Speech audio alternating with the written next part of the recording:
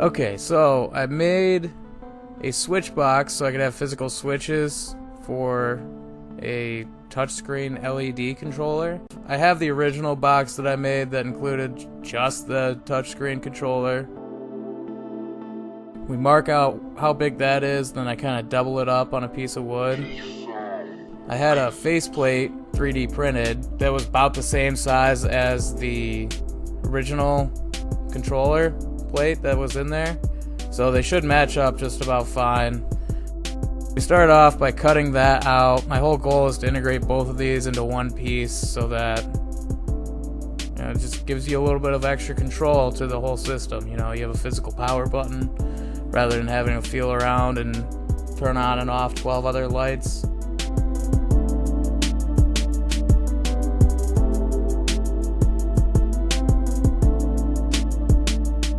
Here's where I'm marking out the screw holes that were on the original thing, because I already had the screws mounted into the wall with anchors and everything, so I don't really want to screw that up. Want to use the same exact spots where those are, just to make installation a little bit easier for once in my life. So here I am marking those off.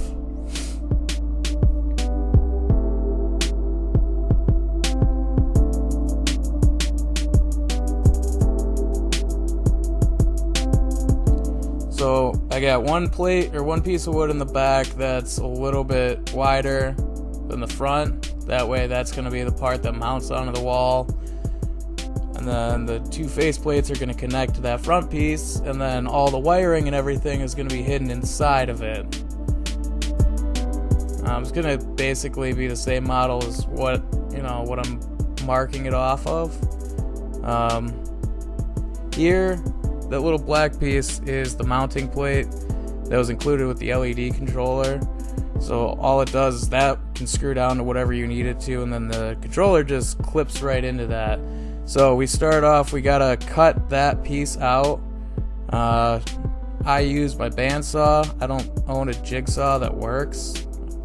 Out of two of them, neither of them work for some reason. So your first goal is you carefully cut that out. The easiest way to do that is you just kind of start making relief cuts and start cutting out from there. Just be really careful that you keep your fingers away from the bandsaw blade.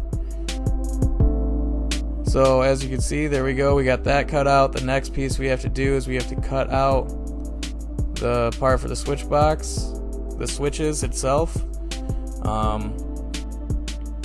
You have a little bit more freedom with this one. It doesn't have to be perfect size to work properly. But you just do it the same method as before.